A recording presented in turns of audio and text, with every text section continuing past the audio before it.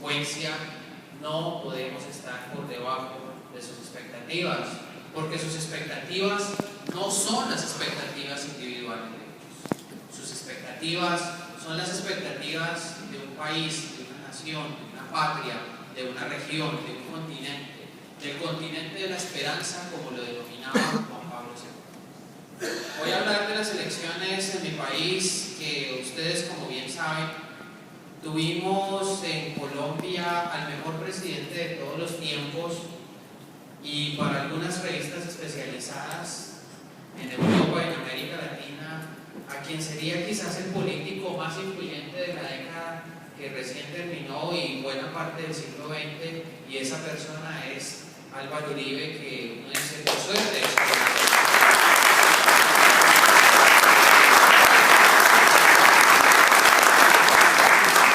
y me honra decir que este hombre es colombiano, porque por Dios, ustedes en Argentina tienen a San Martín, tienen a Messi, tienen a Maradona.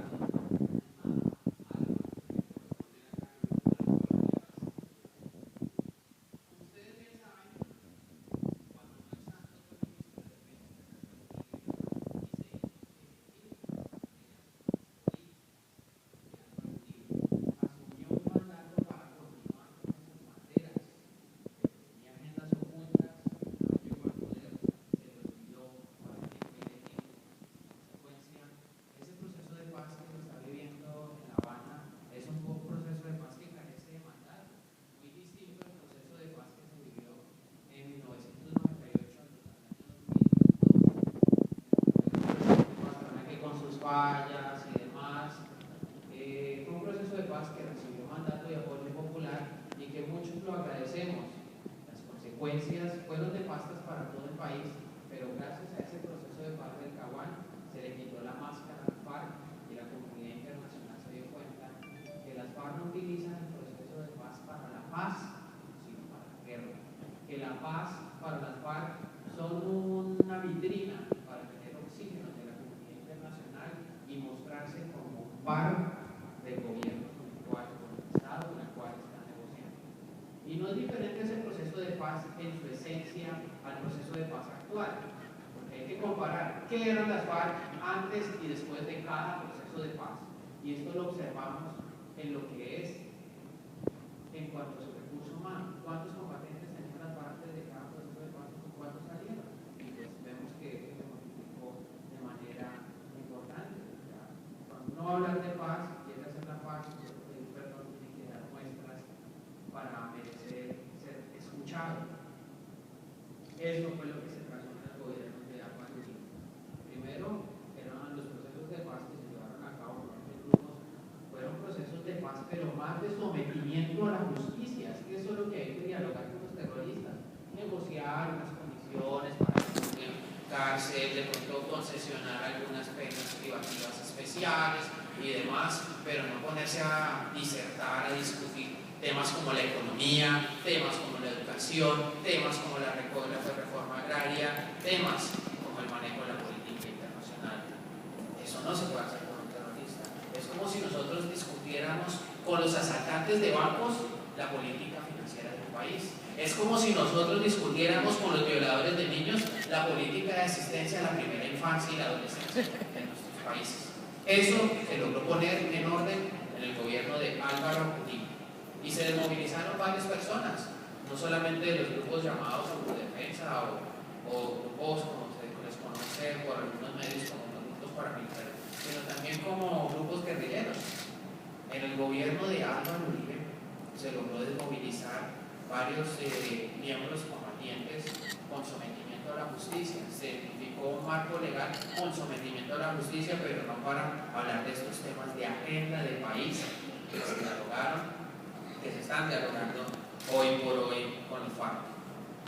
El pésimo gobierno que ha tenido Juan Manuel Santos, pues realmente considera una persona que no es leal con quien lo posicionó, lo llevó al poder, pues motivó a que ese mandato y esa inspiración que representa Álvaro Uribe se reorganizara, se reagrupara para edificar una plataforma política para contrarrestar los efectos de un gobierno que hace campaña electoral para elegirse.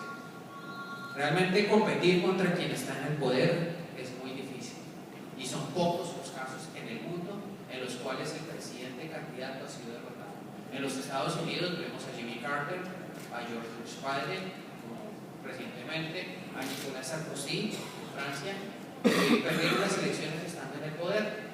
Nosotros, en garantías leales y legales, hubiéramos ganado esas elecciones. Es que de hecho ganamos la primera vuelta por una diferencia muy importante, a pesar de que hubo fraude, a pesar de que hubo trampa, a pesar de que hubo toda esa maquinaria mediática que trataban de destruir la imagen de la campaña ganadora, que representaba a su vaga presidente, que perfectamente militaba en el uribismo y logró encajar en buena parte del pueblo colombiano. Pero tristemente en Colombia, como ha ocurrido mucho acá en la región, se utilizó la democracia no para honrar las libertades, sino para destruirlas. Y en Colombia las buenas noticias han empezado a disminuirse. Llegó el gobierno de Álvaro Uribe y empezaron el mar de buenas noticias, los golpes contra el terrorismo, el crecimiento de la economía, el crecimiento y la desmitificación de la mala imagen de los colombianos. Eso se fue juzgando muchísimo en el gobierno de Álvaro Uribe. Ahora con el gobierno de Juan Manuel Santos, como colombianos no tenemos buenas noticias y demás. Bueno, hoy recibimos una muy buena noticia, y es que José Peckerman seguirá siendo el técnico de la selección colombiana. Que por suerte se cumplió. Vemos que en el gobierno de Juan Manuel Santos se están discutiendo varias cosas con respecto a la agenda del país. Se están negociando 5 puntos de esa agenda, de los cuales ya 4 estarían perfectamente muy avanzados, que dice: se llegó a un acuerdo con la FARC sobre el punto de participación política, reforma agraria, lucha contra las drogas, etc. Pero realmente no se dice cuál es la letra menuda de esos acuerdos, y es ahí lo peligroso. Dentro de la reforma agraria se está creando un universo, un constructo de zonas de reserva campesina, que no es otra cosa que quienes se familiarizaron con el proceso de paz del Caguán en el gobierno del presidente Pastrana en el año 98. Esas son las zonas de reserva campesina. Despojar a la fuerza pública de la soberanía nacional de las regiones para que las FARC hagan lo que quieran, así de sencillo, para así crear circunscripciones especiales de paz para que las FARC lleguen al Congreso, porque políticamente las FARC no tienen que hacer nada, absolutamente nada en cuanto al apoyo del pueblo. Por eso tienen que idear circunscripciones de elección especial exclusivas para las FARC, para que sean elegibles y lleguen al Congreso, es decir, una elección prácticamente automática. Eso es una barbaridad, eso es una aberración para un sistema y un marco legal en régimen de democracia. Juan Manuel Santos gana las elecciones, entre comillas, con muchas denuncias de fraude, de irregularidades que han sido denunciadas por el Partido Centro Democrático, pero vemos claramente que cuando los poderes se van infectando y homogenizando, como ocurrió en Venezuela, como ha ocurrido aquí desde el Polo Sur y demás, es imposible. Es como uno estar en un partido de fútbol, está compitiendo contra el otro equipo, pero si el árbitro es enemigo de uno, es imposible completamente ganar en franca liga. Ahora, como colombianos, nosotros tenemos muchos retos, y los retos es primero a través de la bancada del presidente Uribe, que es el principal partido de oposición.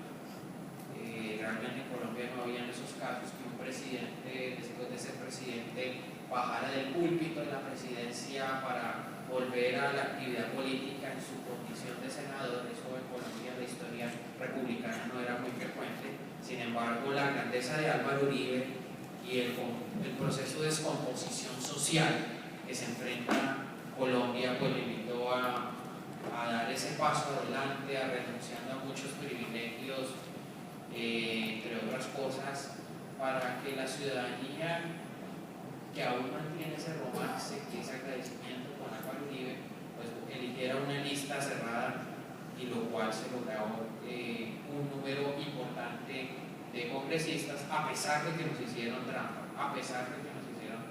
Porque muchos nos pusimos tristes hace 4 años cuando fue Álvaro Uribe, pero la idea que le venimos a las personas, a los ahorita en las elecciones de Congreso que pasaron en marzo anterior, la gente podría tener la oportunidad de volver a votar por Álvaro Uribe Vélez. Y eso fue lo que ocurrió, un criterio de masividad bastante alto. En estos 3 minutos que quedan, quisiera aportar algo a instancias de este foro, y es el tema de los presos políticos, que sin lugar a dudas tiene un núcleo importante en el marco aspiracional de este foro, porque acá no se trata de hablar ni de amnistías, acá no se trata de hablar ni de indulto. El concepto de justicia es plenamente claro. El que fue culpable es culpable y punto. No hay nada que revisar frente a esos casos.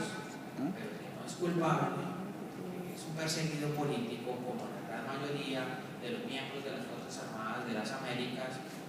Es un desafío que los tenemos que